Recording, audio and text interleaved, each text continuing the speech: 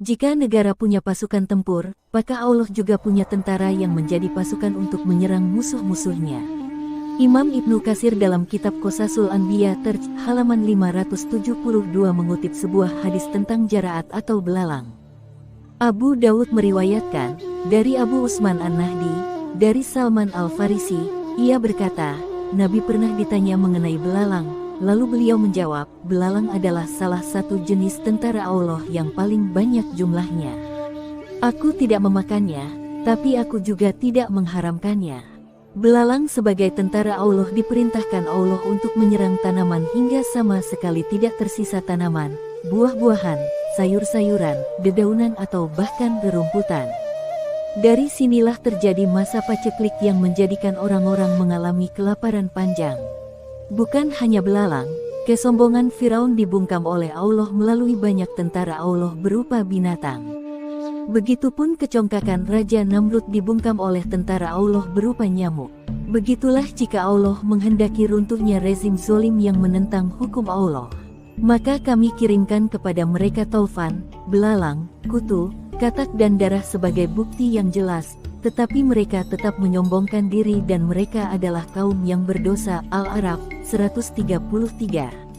Topan dalam ayat di atas juga merupakan tentara Allah yang oleh Ibnu Abbas sebagai hujan deras yang menyebabkan banjir dan rusaknya tanaman dan pepohonan. Makna ini juga disampaikan oleh Said bin Jubair, Qatadah, As-Sudi dan Ad-Dahhak. Sementara Atta menyebut topan sebagai banjir yang banyak menyebabkan banyak kematian. Sementara mengenai Al-Kumal Kutu, menurut yang ikut menyerang kekuasaan Firaun menurut riwayat Ibnu Abbas adalah sejenis ulat yang keluar dari hasil tanaman, terutama gandum.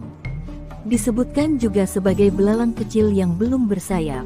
Sementara Abdurrahman bin Zaid menyebut sebagai kutu busuk yang biasa menyerang kepala kera dan saat itu masuk kamar-kamar penduduk. Bahkan kekuasaan Firaun juga diserang dengan wabah kodok katak yang jumlahnya tak terhitung. Kodok-kodok ini menyerang istana Firaun dan penduduk kaumnya, sehingga masuk ke dalam bejana dan makanan. Bahkan dikisahkan, saat itu jika ada orang mau menyuap makanan, maka kodok terlebih dahulu masuk ke mulutnya. Tidak sampai di situ, kekuasaan Firaun bahkan diserang oleh dam atau darah, yakni bercampurnya darah dalam air yang mereka minum, mandi dan lainnya. Mereka tidak bisa memanfaatkan air, bahkan air di sumur dan sungai Nil juga berubah warna merah karena bercampur dengan darah kental. Orang-orang kafir di zaman Firaun selalu sombong di saat mendapatkan kebaikan seperti tanaman subur.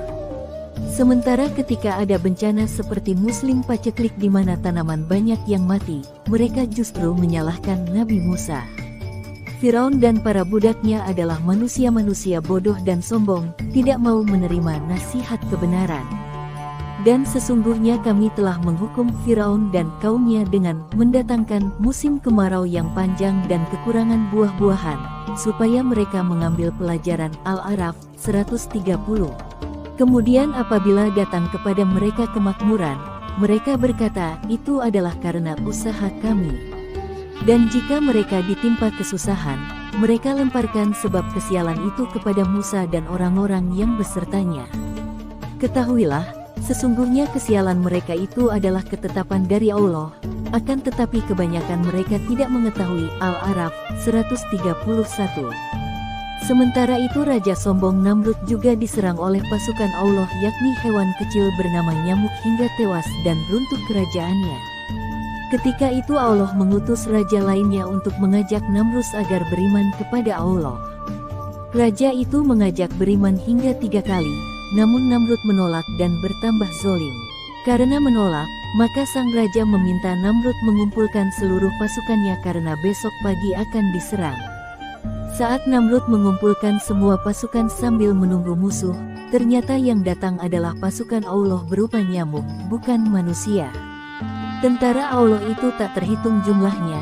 Bahkan dalam riwayat, saat itu matahari tidak terlihat karena tertutup nyamuk yang dikirim Allah untuk membinasakan kekuasaan rezim Namrud. Akhirnya pasukan nyamuk itu menyerang tentara Firaun, menghisap darahnya, memakan dagingnya, hingga yang tersisa hanya onggokan tulang belulang. Salah satu nyamuk mendatangi Namrud di istananya, sebab Namrud pengecut tidak ikut perang. Seekor nyamuk kecil itu masuk ke hidung Namrud selama 400 tahun.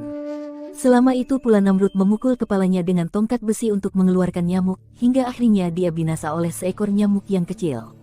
Mungkin secara logika tidak masuk akal, sebuah kekuasaan yang superpower seperti Firaun dan Namrud tumbang terhina hanya oleh seekor kutu atau nyamuk yang berukuran kecil, bahkan mungkin disepelekan.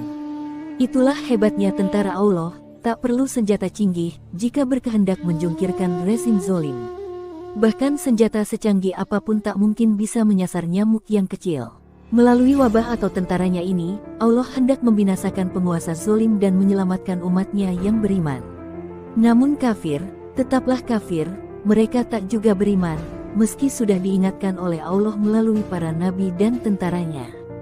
Allah berfirman, sesungguhnya orang-orang yang telah pasti terhadap mereka kalimat Tuhanmu, tidaklah akan beriman, meskipun datang kepada mereka segala macam keterangan, hingga mereka menyaksikan azab yang pedih. Yunus 96-97.